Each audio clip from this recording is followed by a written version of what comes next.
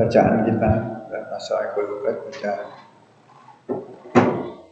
persepuluhan, sepuluhan ya, ke-10, yaitu dengan kelompok nasihat 10 poin. Yang ke-8 Mu'ad Ar-Razi yang ke-8. Dan dari nasihat yang ke-8 itu dia telah menyampaikan dan sampai ke-8 juga wa wilayatukum fir'auniyah. Kemudian untuk melanjutkan, kita persepsi lebih dulu apa yang pernah kita sampaikan pada minggu lalu secara singkat, bahwa dalam surat Asy-Syu'ara itu dipaparkan, ditunjukkan kepada kita semua umat Muhammad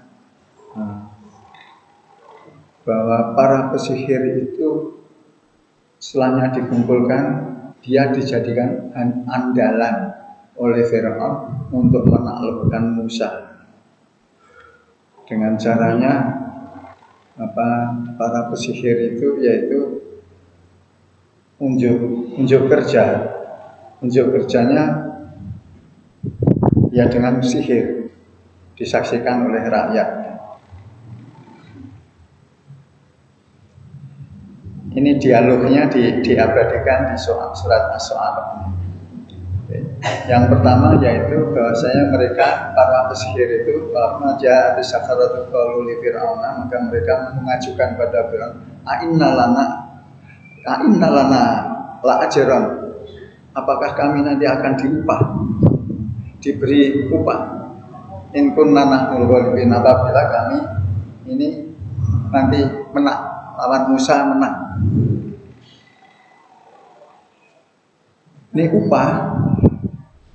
Kalau kita teropong menggunakan teorinya Abraham Maslow yang dilonseng pada tahun 1943, 2 tahun sebelum Indonesia merdeka, beliau seorang psikolog dari Amerika yang bernama Abraham Maslow melonseng teorinya tentang need hierarki, human need hierarchies. Jadi tentang hierarki motivasi kebutuhan manusia. Ada 5. Saya ulang lagi, ada 5, yaitu yang pertama, mulai dari level yang paling rendah, physical need, kebutuhan fisik. Orang lain kemudian menyampaikan secara populer dengan basic need, physical need. Jadi ya sandang, pangan, papan. Kemudian yang kedua adalah security need, keamanan, yang minggu lalu saya terangkan tentang gerak pemerintah Indonesia, kebijakan yang disusun yang berorientasi pada security dan prosperity, ya, era baru itu ya. Kemudian keamanan, setelahnya keamanan, level yang di atasnya lagi social need, yaitu kebutuhan bersosial. Yang ketiga, yang keempat yaitu esteem need, kebutuhan penghargaan. Jadi kalau orang cuma dapat piagam terus begitu kan, itu berarti sudah levelnya sudah tinggi sebenarnya. Padahal realitas dia masih di titik physical need atau physical need. Kemudian self actualization need, itu yang tertinggi. Oke. Kita lihat ayat ini.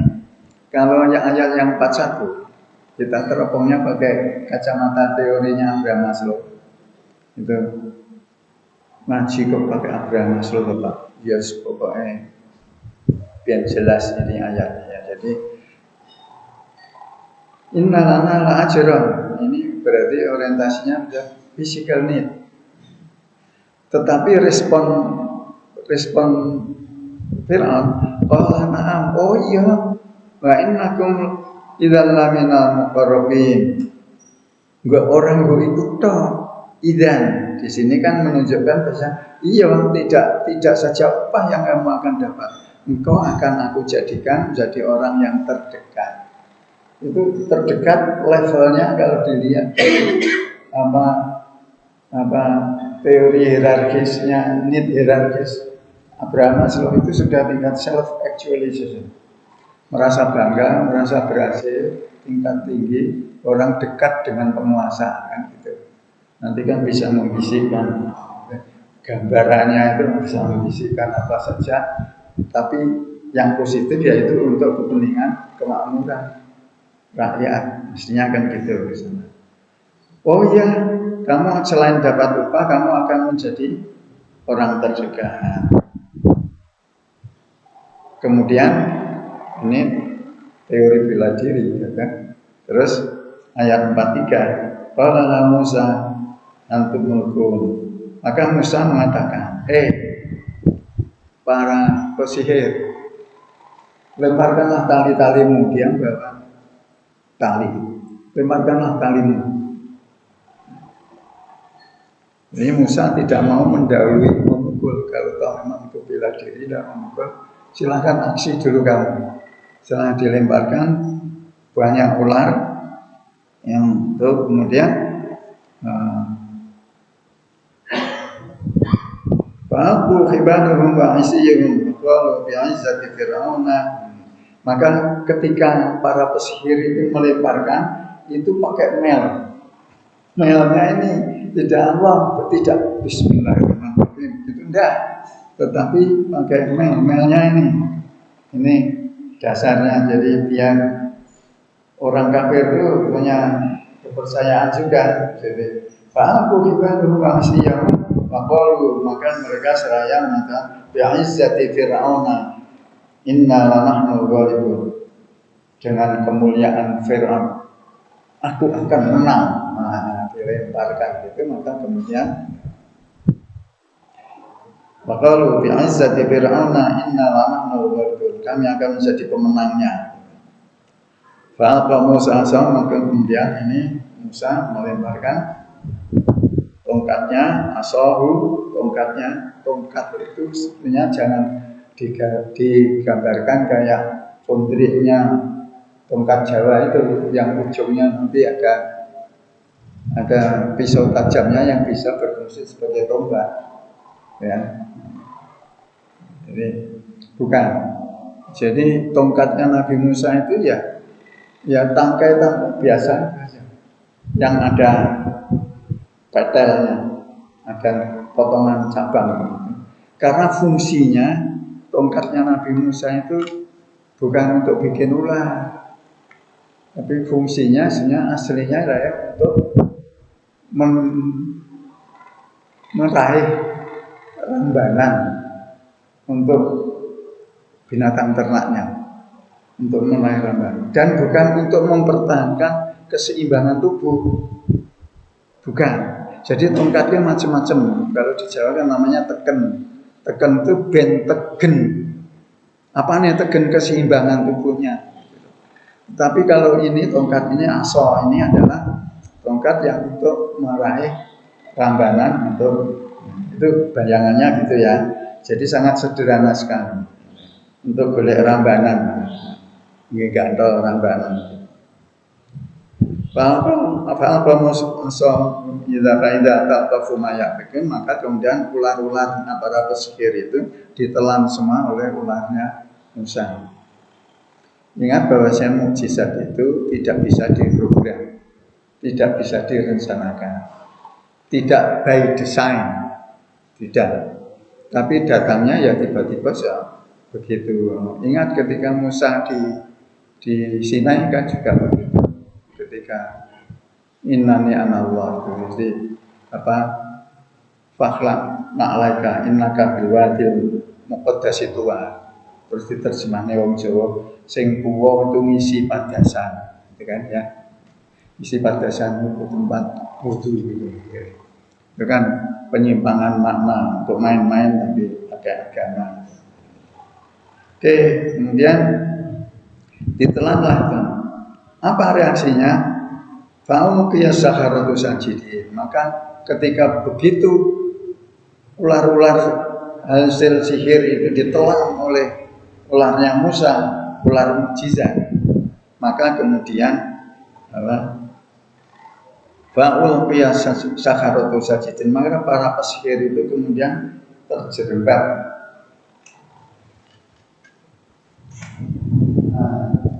Terus meregakkan diri. Ada Musa. Sujudnya bukan sujud beribadah, menyerah. Tidak hands up, tidak mengangkat kedua tangan, hands up. Enggak tangan, hands up, enggak tangan. Bukan, menyerahnya dengan sujud. Faul qiyas saharatu menjadikan terjerembablah para pesihir itu dan mereka sujud. Sajidin tidak menggunakan sirah mudhari di sini. Tidak begini. Faul qiyas saharatu yasjudun, tidak, tapi sajidin. Sajidin ini menggambarkan dia dengan ahli, dengan tidak keberatan, dengan rasa ringan melakukannya. Itu sajidin. Kalau yasjudun itu tekanannya pada rutinitas. Artinya continuity. Itu yasjudun. Di sini sajidin. Sajidin lebih cenderung ke profesional, padahal baru sujud pertama kali. Tapi ungkapan ayat ini sajidin. Ini kan gaya Al-Quran itu yang biar orang Arab yang ngerti bahasa Arab itu pun takjub. Ini betul-betul wahyu gitu. Karena uslubnya, susunannya itu targetnya beda. Qalu amanna bi rabbil alamin. Itu bahasa tubuh yang lebih, body language yang didulukan, setelahnya itu baru lisan. Lisannya mengatakan apa? Qalu, mereka mengatakan amanna bi rabbil alamin. Kami ini para pesihir semuanya beriman kepada Tuhan yang menguasai seantero alam. Jadi ini pada umumnya itu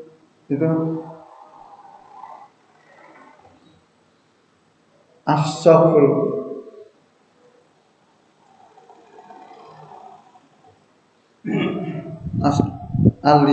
al-hal afsahu min lisanul hal afsahu min lisanil maqal. Artinya lisanul hal, keadaan yang sesungguhnya tadi sujud itu afsah min lisanil maqal, lebih jelas daripada yang diucapkan. Tetapi susunan ayat ini nyusunnya adalah yang didulukan lisanul hal. Kalau lisanul hal mestinya dia sudah tidak perlu ada lisanul maqal. Artinya di sini fa'ul qiyas sajidin ini tanpa harus dijelaskan, ini sudah jelas dia sujud. Tetapi dalam ayat ini Allah berfirman, qalu, menceritakan pada Muhammad bahwasanya para pesihir itu kemudian mengucapkan ucapan lisannya amanna bi rabbil alamin, kami beriman kepada Tuhan yang menguasai seantero alam, ya alam dunia sampai dengan alam akhirat. Tidak menguasai kerajaan akhirat toh, kerajaan dunia juga, karena ada agama yang Tuhannya hanya menjadi raja di akhirat. Ya. Rabbi Musa wa Harun masih diterangkan lagi di sini. Rabbul Alamin itu siapa sebetulnya? Diterangkan dalam ayat 48, Rabbi Musa wa Harun, yaitu Tuhannya Musa dan Harun. Kemudian kita lihat pada ayat selanjutnya, Ini yang baru kita baca hari ini, yaitu qala. Ini respon dari Fir'aun. Kita lihat Fir'aun itu bereaksi, responnya qala. Yang qala ini Fir'aun. Jadi qala itu macam-macam. Siapa di balik qala itu ada kisahnya.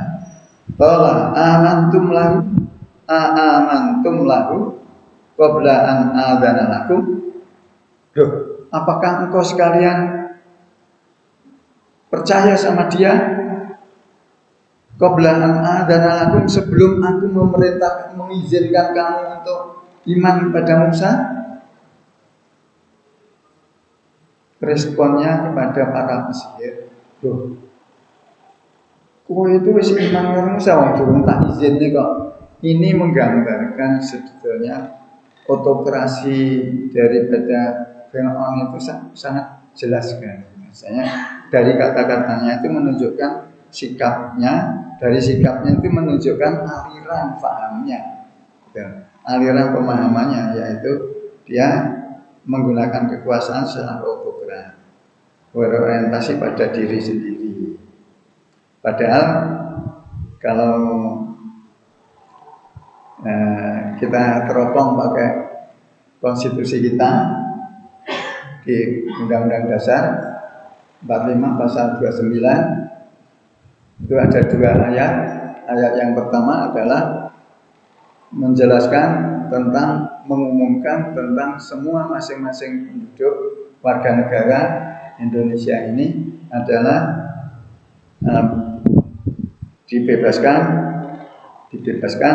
untuk beribadah, untuk percaya dan beribadah menurut kepercayaan agama masing-masing. Menurut agama masing-masing dan kepercayaannya itu. Agama masing-masing dan kepercayaannya itu. Itu menurut tafsirnya Bung Hatta adalah kembali pada agama. Kepercayaannya itu kembali pada agama. Sehingga tidak ada lagi pemahaman bahwasanya ada kepercayaan yang di luar agama. Kepercayaannya yang dimaksudkan di konstitusi itu ya kepercayaan agama. Jadi artinya dibebaskan itu kepercayaan yang ada dalam agama, dalam bingkai agama. Tidak ada kepercayaan di luar agama, meskipun kemudian perkembangannya beberapa puluh tahun lalu diadakan kepercayaan, kemudian dikemas dengan aliran kepercayaan itu. Akhirnya nanti berkembang macam-macam ini. Wis sholat sadurunge sholat barang itu kan. Karena dalam surat At-Taha dengan dasar itu aqimis sholat al-dzikri. Tidak tahu tafsir yang mana yang dipakai. Tapi sebenarnya kehendak Allah tidak seperti itu. Oke, kemudian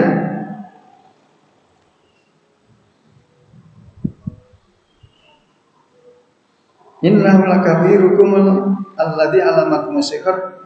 Nah, ini terus berpersepsi Fir'aun. Apa kowe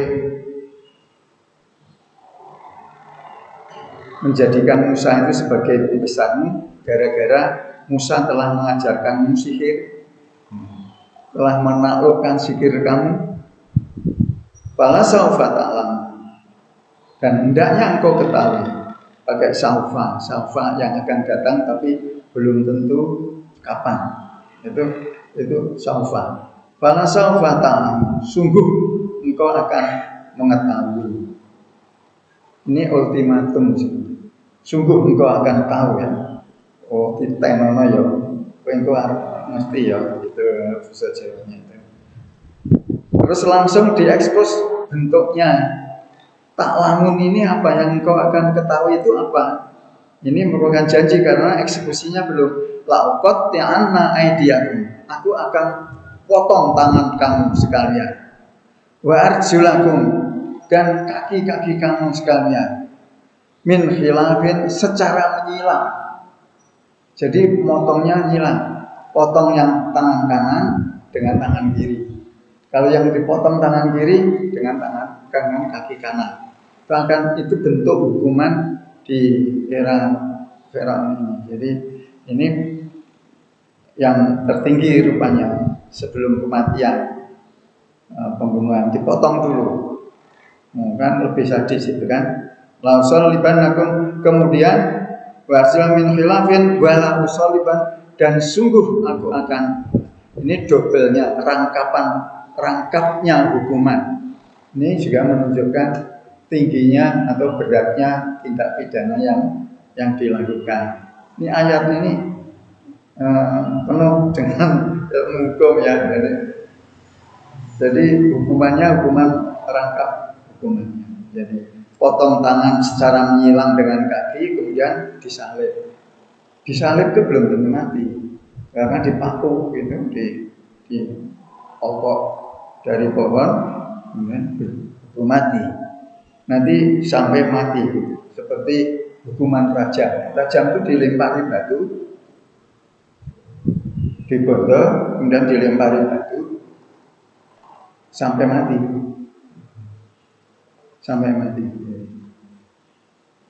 Oke, kemudian hukumannya rangkap ya, potong tangan dan salib.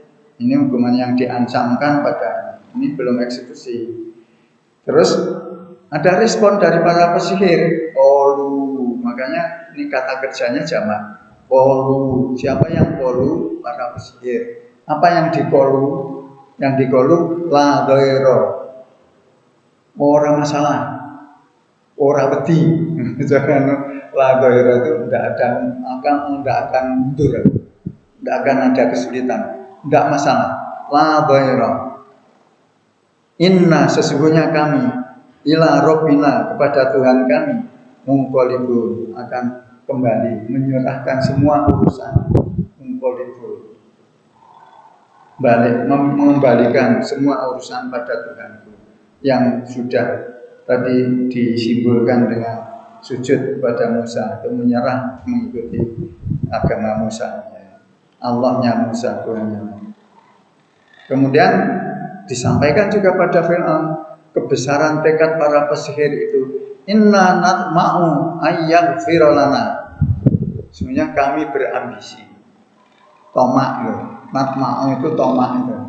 Tapi tomak ini untuk positif. Inna natma'u, sesungguhnya kami berambisi, berobsesi ya.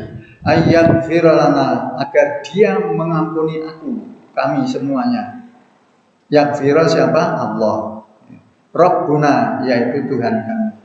Khotoyana, apanya yang diampuni? Semua kesalahan-kesalahan kami. Selama ini aku jadi tukang sihir.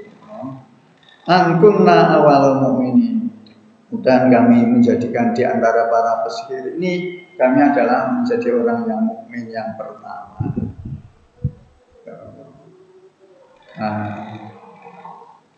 Oke. 10 menit lagi untuk surupnya. Oke, kita selesaikan akhir kisah Fir'aun. Akhir kisah Fir'aun ada di surat Yunus ya. Surat Yunus memang kisah itu bertebaran, tapi kisah yang terbesar itu adalah di antara 25 rasul itu adalah kisahnya Nabi Musa yang di dalam Al-Qur'annya. Bahkan Nabi Muhammad pun kisahnya yang sedikit diceritakan dalam Al-Quran. Oke, wajah wasna bibani Israil. Ini surat Yunus ayat 10, surat ke-10 ayat 90. Dan kami telah menyelamatkan Jawas. Paspor itu pun mestinya ditokoh Jawas. Istilahnya di Arab sana ditokoh Jawas. Artinya kartu paspor Jawas, kebolehan. Di sini diterjemahkan wajah wasna bibani Israil, dan kami telah membebaskan, menyelamatkan Bani Israel, anak turunnya Israel. Israel itu Yakub, maksudnya Yakub. Al-Bahra, dari lautan. Fa'atba'ahum Fir'aun, Jadi begitu dipukulkan tongkatnya Firaun, tadi Firaun tongkatnya dilempar jadi ular, dipukulkan di Laut Merah jadi terbelah laut yang di ayat yang lain diceritakan juga itu. Maka kemudian tersibaklah air itu, maka kemudian diselamatkan melalui belahan laut itu. Fa'atba'ahum Fir'aun, maka kemudian mengikuti Fir'aun, mengikutinya. Mengikuti bukan makmum di sini. Kalau makmum itu harus tunduk sama imam. Ini mengikuti sebenarnya mengikuti mau membunuh dan menghabisi Musa dan Bani Israel. Fa'atba'ahum Fir'aun wa junuduhu, dan kemudian Fir'aun dan para bala tentaranya mengikuti mereka. Mereka siapa? Mereka rombongannya Musa dan Bani Israel. Semangatnya bagian dengan penuh dendam, penuh sikap yang arogan, wa'adwan, dan permusuhan akan menghabisi. Karena menghadapi musuh itu akhirnya itu topnya kan musuh itu harus mati, pembunuhan, jadi akhirnya dibunuh. Jadi di sini diungkapkan Allah dengan kata yang sopan, wa junudu baghyan wa adwan, dengan kecongkakan dan dengan semangat permusuhan. Hatta idza adrakal gharaq, maka sehingga sampai dia mendapati adrokahu, mendapati al-gharaku. Ini fa'ilnya gharaku. Jadi akhirnya Musa pun menemui ketenggelamannya di laut Merah itu. Menjelang tenggelam itu qala mengatakan, amantu, aku sekarang beriman. Imannya isinya apa? Annahu, bahwasanya sesungguhnya tidak ada Tuhan kecuali yang diimani oleh Bani Israel. Bani Israel yang juga diimani oleh Musa. Ngono enggak gelem amantu billah, enggak mau dia. Dia masih leok-leok ke tempat lain lagi.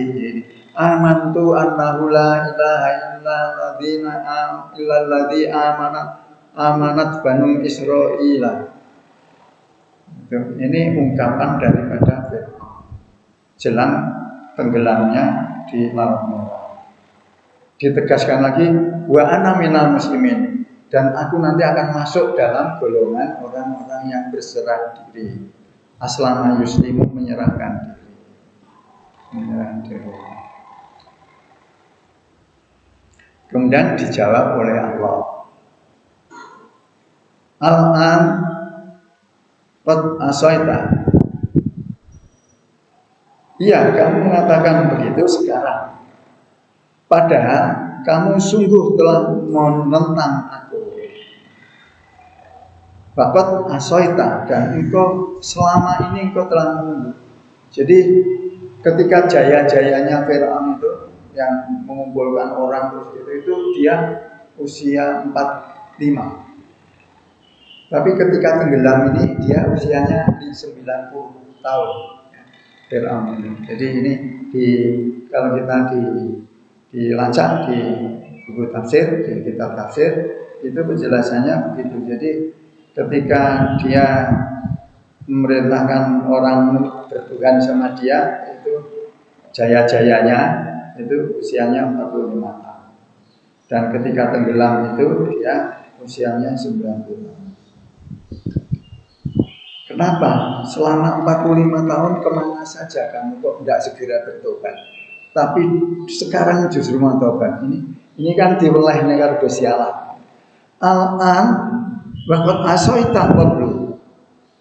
Lu saiki lagi arep tobat kamu. Nah selama ini 45 tahun kalau di jelentrehe gitu.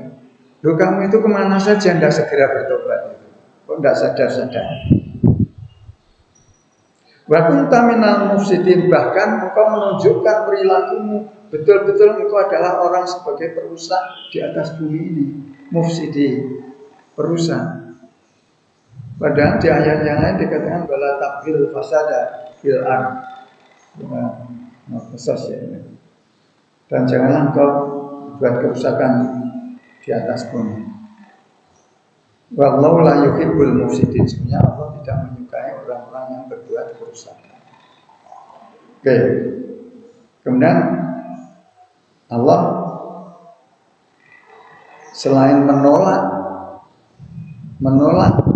mu'alafnya mu'alafnya Fir'aun, kemudian Allah menerangkan falyawma menjanjikan falyawma nunajjika, hanya sekarang, hari ini, sekarang aku akan selamatkan bibadanika, badanmu saja, fisikmu saja, litakuna, dan itu aku lakukan agar engkau menjadi liman khalfaka, dan bagi orang-orang yang setelah kamu nanti ayatan, membaca tanda kekuasaan kamu.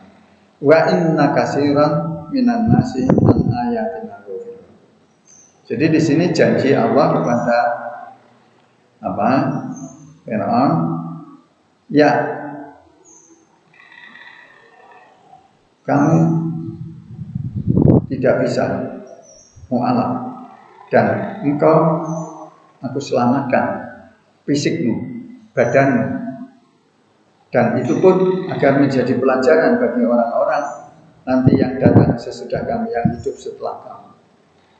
Terus Allah di sini wa inna katsiran, ini sudah alamatnya bukan pada Musa tapi pada Muhammad. Wa inna katsiran minan nasi wa Muhammad, sesungguhnya kebanyakan dari manusia itu, jadi banyak mayoritas. Wa inna katsiran minan nas, dan sesungguhnya mayoritas dari manusia itu an ayatina, terhadap ayat-ayatmu lahu filu, akan lalai. Jadi bagaimana supaya tidak lalai, ya kita harus selalu ingat.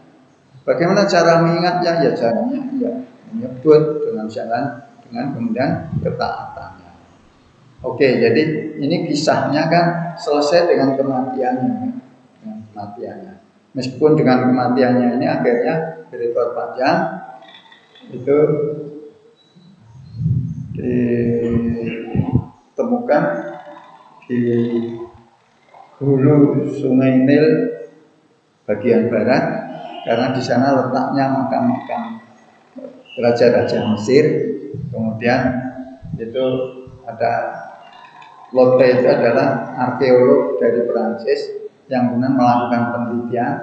Kok Al-Quran nyebut Fir'aun kayak apa, toh dicarilah makamnya Fir'aun, diketemukan, sebenarnya itu diteliti, ya, dibawa ke Prancis, diteliti dengan alatnya lengkap, dan diketahui bahwasanya ini jenazah ini adalah jenazahnya Fir'aun.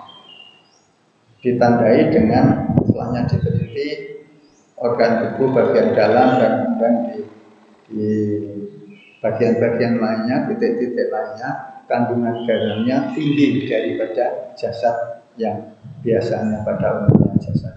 Kandungan garam yang tinggi berarti betul ini adalah jasadnya Fir'aun yang tenggelam di Laut Merah, dan kandungan garamnya tinggi di dalamnya. Kemudian disimpan di Museum Peradaban Mesir sampai sekarang. Dan itu bisa disaksikan oleh orang-orang yang hidup, sehingga dengan demikian janji Allah di ayat 92 surat Yunus ini bisa dibuktikan sampai dengan saat sekarang. Mudah-mudahan ada faedahnya, nasihat dari guru kita. Kemudian yang berikutnya adalah waqadaikum ajiliyatin ashabur raswa wal wasasiyah. Ini berikut nasihat yang ke-9 yang akan datang, judulnya ini. Dan pengambilan putusan kamu ajiliyah dilakukan secara tergesa-gesa, tergopoh-gopoh. Padahal itu adalah ashabur riswah. Padahal yang berhadapi adalah para koruptor, warosasiah, dan orang yang suka berbuat aniaya.